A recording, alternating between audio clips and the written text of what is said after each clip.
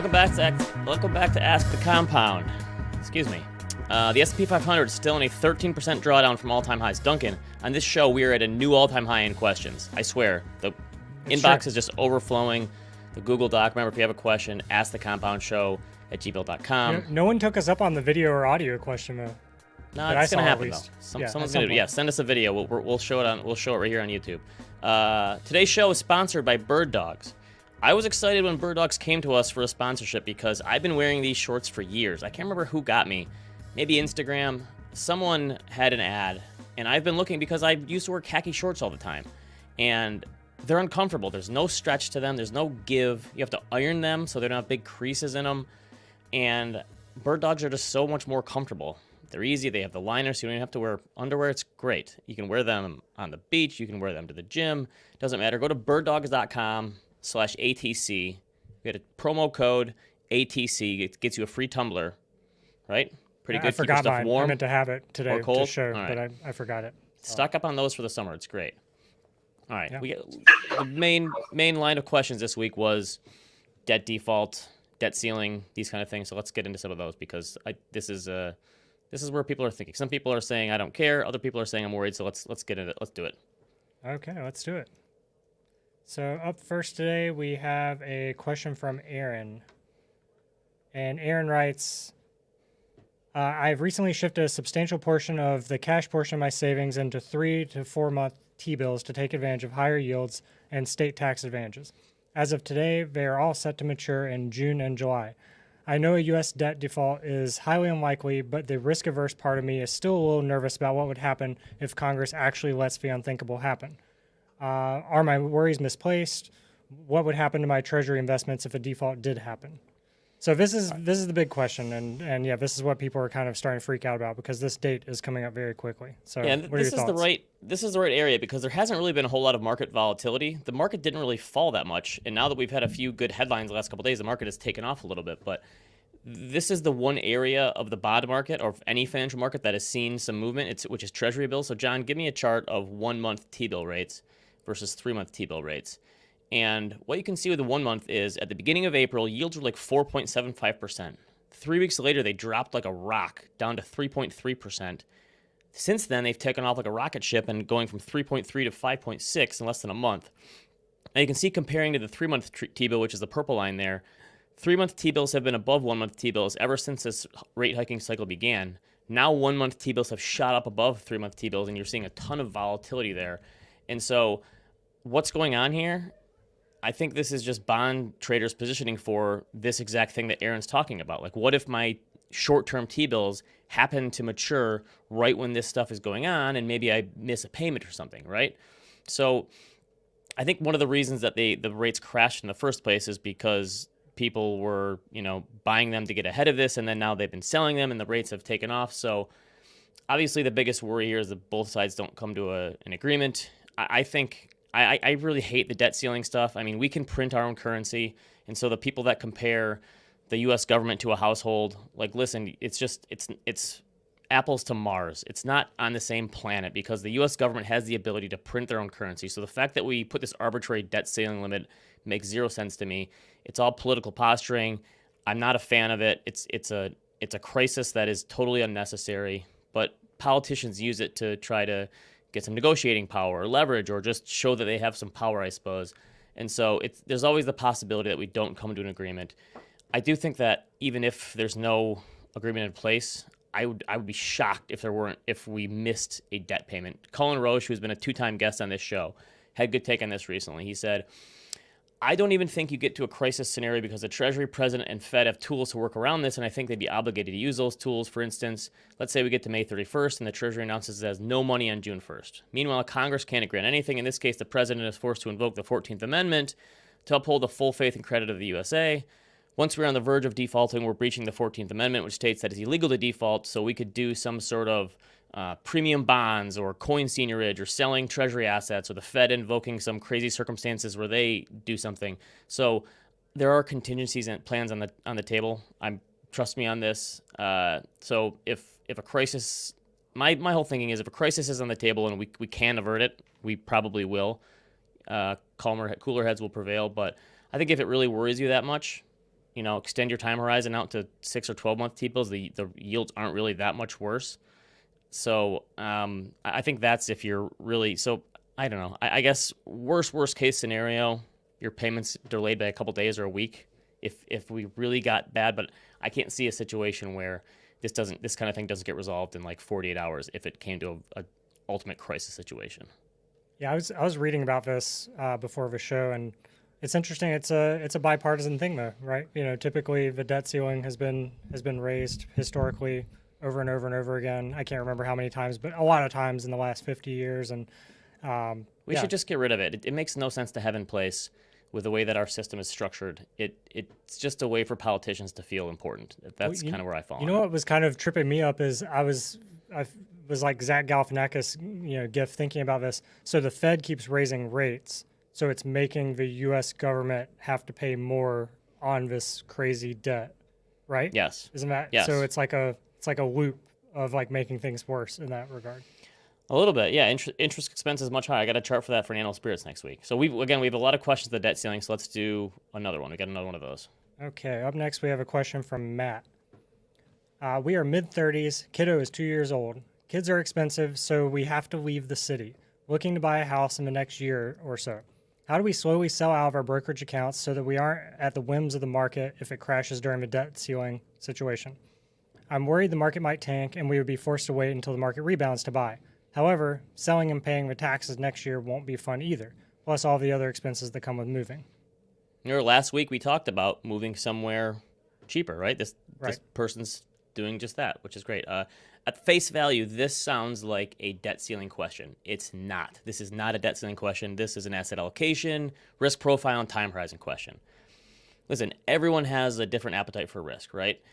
People who take more risk than you think that they're irresponsible. People who take less risk than you think they're just being wimps, right? This is kind of how it goes. But I invest heavily in equities as a long-term investor, right? I have a very high tolerance for risk when it comes to assets that are 5, 10, 15, 20 years into the future. Maybe not as high as you, Duncan. I'm not in the levered stuff or oat milk penny stocks.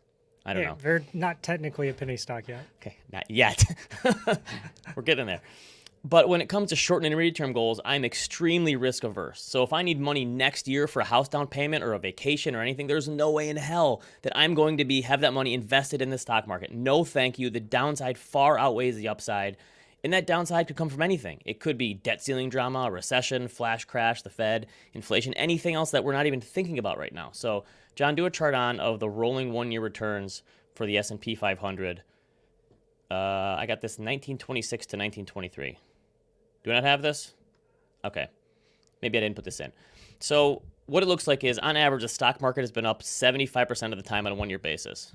By the way, that's not John's fault. I think I forgot to put it in the doc. I was about to say, I don't That's see on it in me. the doc, to be fair. That's on me. Whoops. Anyway, the point is, on a rolling one-year basis, I went back to 1926. 75% of the time, the S&P 500 has been up. On a rolling, that's a pretty good hit rate, right? If you're going to the casino, those odds are great. But a 1 in 4 chance of loss is not a great probability when it comes to something as important as a house down payment. Plus, when stocks were down, those 1 out of every 4 years, on average, they were down 10% or worse more than 52% of the time.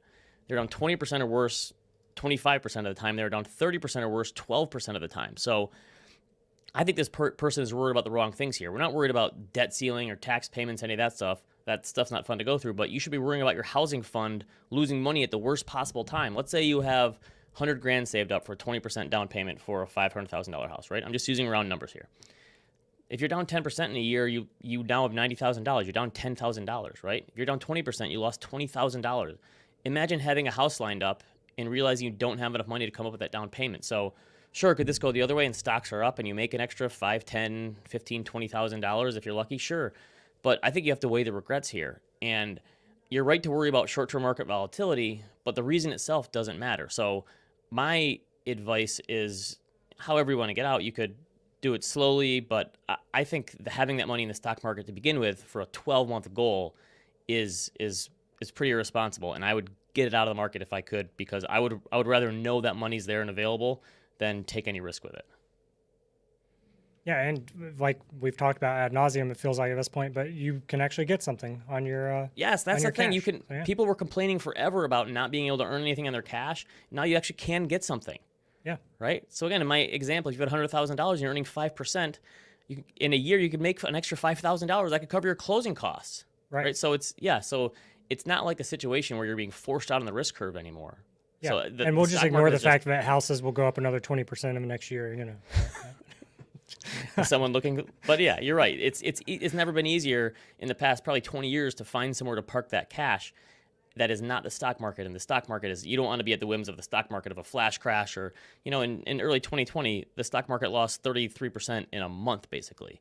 I mean, I'm not predicting that's going to happen, but that's the kind of thing with the stock market that's always there just in case. So yeah, I would just avoid the stock market for short-term goals like this. I never saw last year coming, just exactly happened right? overnight. Who knows? All right, next question. Hey, this next one's a fun one from Justin. My wife is a middle school math teacher, and I've been roped into teaching her students a personal finance 101 class during their last week of school. That can be brutal. Last week of school, no one's paying attention. But I have a finance degree and consider myself to have sound personal finance practices. But teaching the basics to a group of sixth graders has me a little unsure of where to start. What are the best personal finance concepts to teach kids? Some things I have in my agenda: the power of compound interest, the power of diversification, and the importance of savings rate. But I'd love to hear how you would approach crafting a 60-minute lesson plan. All right, Justin, I hate to sound harsh here. Throw your entire lesson plan out the window right now. Sixth graders do not care about diversification or compound interest or the importance of a savings rate. Maybe when they're in high school or college, maybe, but at that age, they are not going to care about this stuff. I mean, Pokemon? I think...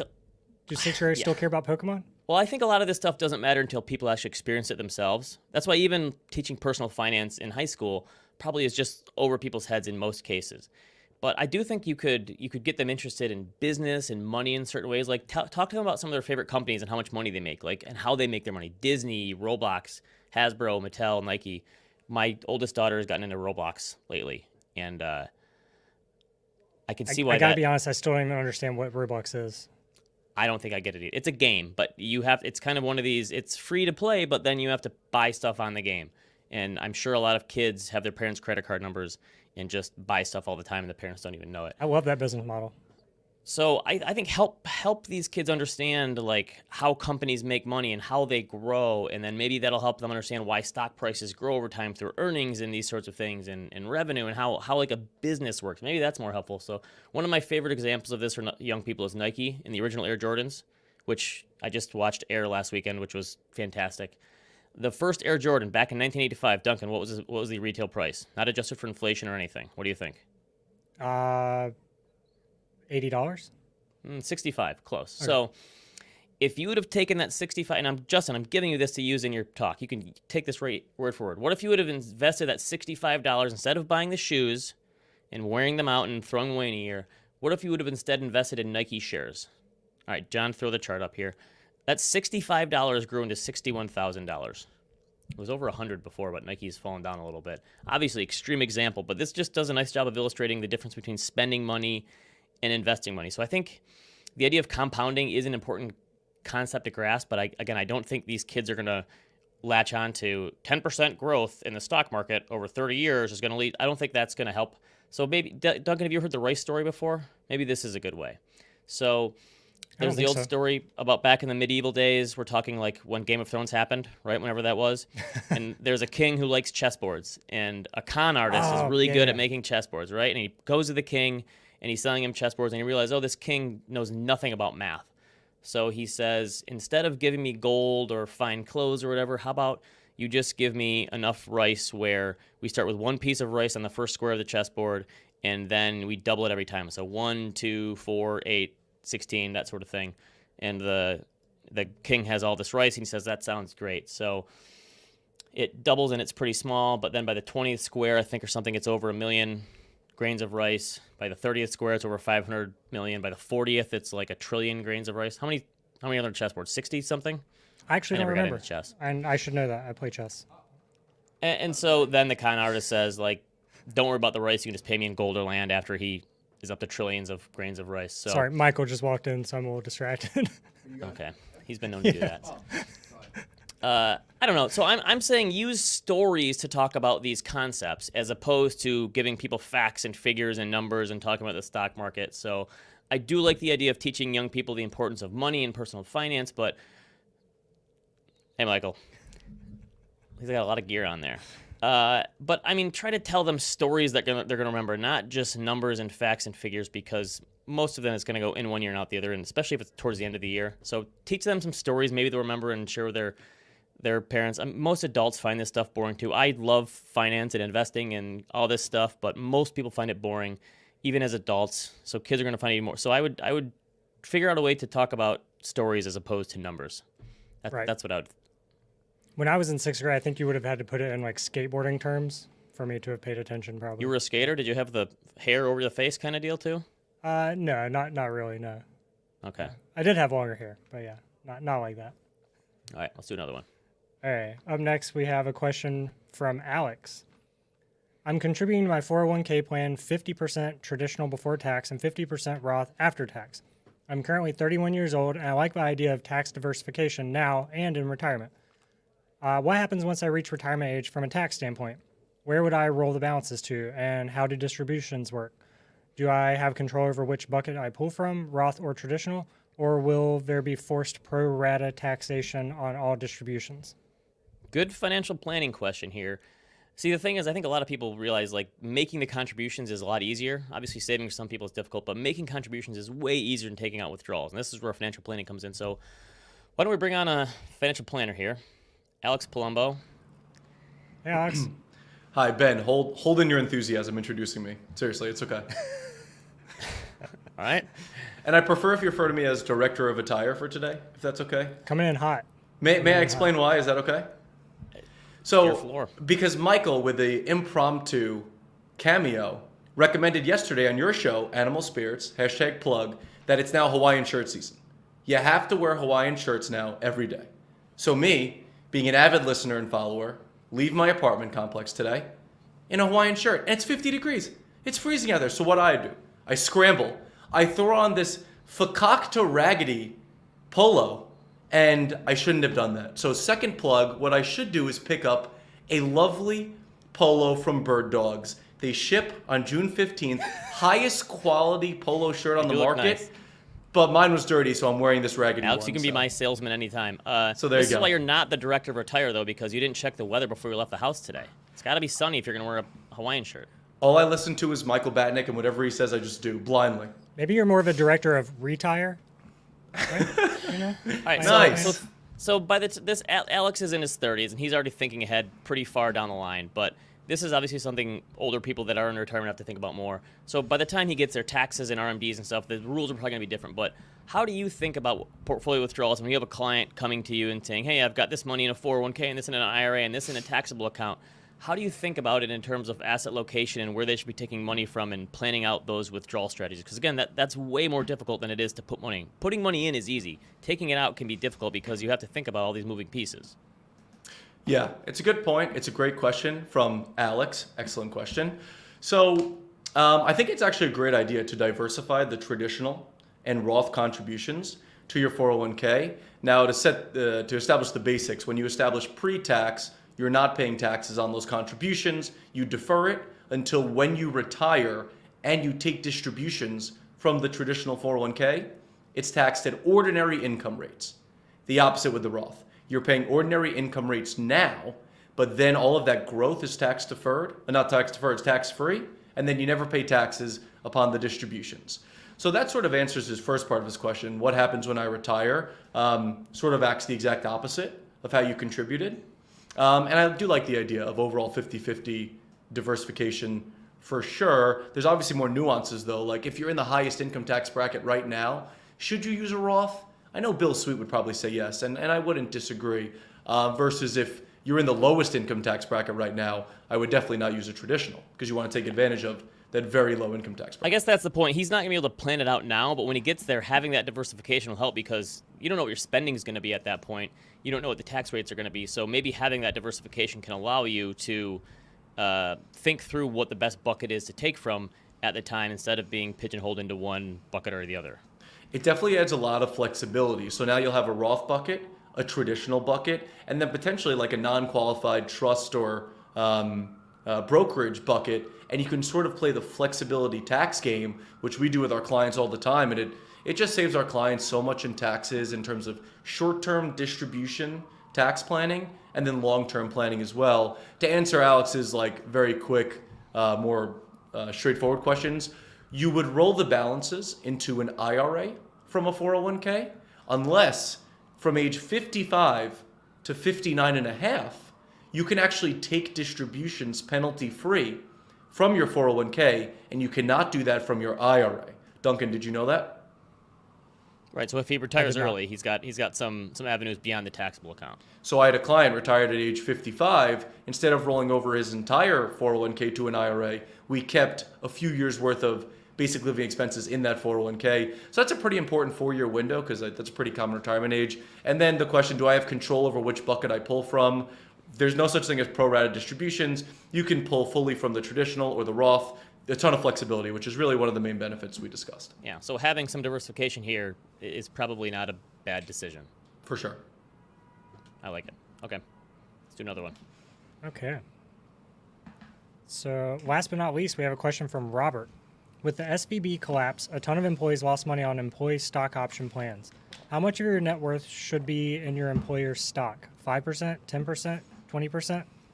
And this is Right, one I'm Alex. sure a lot of people have after that, right? Because a lot of these tech companies, that's how they compensated people, right? The funny thing is that a few years ago, people were asking this question differently. Like, why shouldn't I go all in on my stock company? Now, now people are saying, maybe I should diversify. So, Alex, you've had plenty of clients come to you over the years who made good money in concentrated portfolios. Mm-hmm. So let's talk about stock options and some of the thought process behind this here. For sure. This is a super relevant topic. And I think for starters, we could do a primer on really the 4 most common types of employer and employee stock plans. Big John, give me the PowerPoint.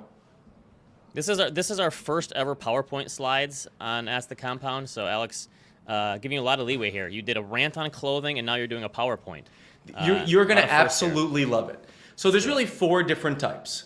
Restricted stock units, employee stock ownership plans, employee stock option plans, and then employee stock purchase plans. We're going to go through each in like 15 to 30 seconds because I think it's important to establish the difference. RSUs are the most common one that I see because they're the most simplistic. Very straightforward. When you're granted units, let's say 100 units of ABC stock, there's no tax nature at all. Then once they vest to you, that is taxed at ordinary income. So you get 100 shares at $100 a share. You have to pay $10,000 of ordinary income. Then when you sell it, you pay capital gains. Boom, easy to understand. Next. Employee stock ownership plans. Duncan, you still with me? Yes. The ownership plans is when the employer contributes. So your employer is just giving you money. It's great. It goes into a pre-tax account. And then when you want to take distributions, it's taxed at ordinary income rates to you. If you want to defer that, you can roll it into an IRA. But this is where NUA, net unrealized appreciation, comes into play. We're not going to go into that, but that's a very important concept. Next You big got jump. 3 exclamation points there, so it has to be important. NUA is absolutely huge. I think actually on my first appearance, we went over NUA a little bit. The third one is a little bit more complex. It's employee stock options. There's 2 types, NQSOs and ISOs. We're going to only focus on NQSOs. They're a little bit more common. Not taxed when you're granted. They're not even taxed when they vest. Duncan, can you believe it? Sounds too good to be true. They're only, but there is a kicker, some caveats, and some risks. They're only taxed when you exercise them. So the difference between the strike price and the market value, that's taxed. And then subsequent sales are sort of taxed like capital gains. And that bargain element is taxed at ordinary income. But these can be completely worthless. They can just expire worthless. We'll get into that later. Last one, Big John. An employee stock purchase plan. These shares, pretty much you have to buy these shares. So it's sort of where like you're buying something and you're not just given it. And you typically get a 5 to 15% discount on the market value. And you purchase it with post-tax dollars. And these are usually a publicly traded corporation, right? Where you get it could be Walgreens or something like it, or Pepsi. You can buy it at a 10 or 15% discount, and you can do it on a set basis, right? When you do that, is there a lockup? Because otherwise, wouldn't people just arbitrage that and immediately sell it for a profit? If I you're have getting no a idea what discount- Duncan means. If you're These getting are a usually discount when you publicly buy the stock from your own company, if you're immediately getting a 15% discount, could you not just sell it on the open market right after? Absolutely amazing question. It's almost like this next slide completely answers that. Okay, let's see it. So a little bit intricate here, but stay with me. I think I'll be able to explain it. So this is how it typically goes. First, Duncan, you're offered the stock at, let's say, $10 a share, but you cannot purchase it until a year later. And let's say the purchase price is $20. Then in order to have a qualifying disposition, you have to sell it 2 years after it was offered, right? So that's how it sort of answers your question, Duncan. And let's say the stock at that point is $30. Now, to be a qualifying disposition, that discount that you paid, right, Duncan, because it was worth $10, but you only paid $8.50 for it, that discount is taxed at ordinary income. There's no free lunch here. Of course, you're going to get taxed at ordinary income. But the rest of that game, and I thought that this is a pretty big deal, that entire amount from 10 to 30 is taxed at long-term capital gains. So even though you purchased it at 20, you pay long-term capital gains from 10 to 30. That's huge. A disqualifying disposition is if you don't follow those rules, you pay ordinary income tax on pretty much everything except for the discount. Get these numbers out of here. Yeah, get these numbers out of here. All right, but so that makes sense. So Let me just wrap it up. There is no free lunch here. Right, and so you go from paying $22 of ordinary income tax to only $1 of ordinary income tax. That's a big difference. This is why financial planners exist, because this stuff is complicated. Right. All right, back to the original question. How much should you have? You've had people come to you with concentrated positions in the past, probably anywhere from 5% to what's as high as you've seen? 80% maybe? 5 to 100%. It's a huge range. I know we've had people with 90% of the net worth in their company's stock, and they know in their heart of hearts they need to diversify. Some people are worried, well, I could be leaving money on the table. But how do you think about this idea of still making money in the stock versus reducing your risk and spreading your bets? Yeah, the first thing I say is typically your entire career is tied from an income perspective to the company, right? They're the ones paying your salary. So if you own 100% of your portfolio, or really any of your investable assets, you're doubling down. That's the first thing I'd like to mention. The employee client typically knows more about the company than I do, but they're inherently a little bit more biased. I've seen clients with an employee stock ownership plan in oil and gas companies, multiple clients that I have. They pretty much have their entire net worth in this company, and now they have millions of dollars. I've had clients who had RSUs in the regional banks that you mentioned, and they had 200K drop to zero now, and that's a disaster. I had a client who had options that were worth about $5 million. Now they're worthless because you can't even exercise the options. So I've seen the whole gamut. I have clients who work at Google, and the RSUs are just steadily vesting, and they're performing better than like a lot of the market. So I've seen the whole gamut. There's certain strategies you can implement though. Like for example, if you want to, it's all about the person. If you want to take more risk, how about this, Duncan? When the stock goes down a lot, sometimes people have the options to choose between stock options and RSUs. You can maybe switch a little bit more to options when the stock goes down a lot. That's obviously a risky proposition because options can be worthless. But when it goes up, you have that leverage component, which is why Duncan, of course, loves that option. And there's everywhere in between. Risk. He would like this one. So RSUs are always going to be worth something, typically, and options can easily be worthless. I do think obviously the level is a comfort thing, but I don't know. I think anything more than 10 to 20% is probably a little irresponsible. I would say that's a pretty good line in the sand. 20% seems high. Yes, right. But tell that to someone who's been working at Google for the past 10 years. I do agree with you that you work for the company, you probably become a little overconfident, and it's going to be harder for you to see the potential downside. But if you were someone who worked at General Electric and you were biggest company in the S&P 500 in 2000, you wouldn't expect your stock to fall 75% over the next 20 years or whatever it is and just be decimated. So that's what you're trying to protect against. It's just like what you and back just like what you said to earlier. Justin for question 3 for teaching the kids, don't keep all your eggs in one basket. Right? That's an easy story. And what you said earlier, it's like people don't understand risk until they live through it. Yes. It's unfortunate. It's regret minimization. Okay. All right. Alex, you're fired as director of Retire for not wearing the right shirt today. Oh my God. Next time, director of Retire. Thank you for having me. Yeah. Thanks, Alex. As always, yep. Remember, you can email us, askthecompoundshow@gmail.com. If you want to get that bird dog free tumbler, ATC, is the code. Remember, also free feel to send us a voice memo or a video. We're going to play these one of these times. Happy to personalize this. Hit that like button, subscribe, all those good things, and we will see you next time. Thanks, everyone.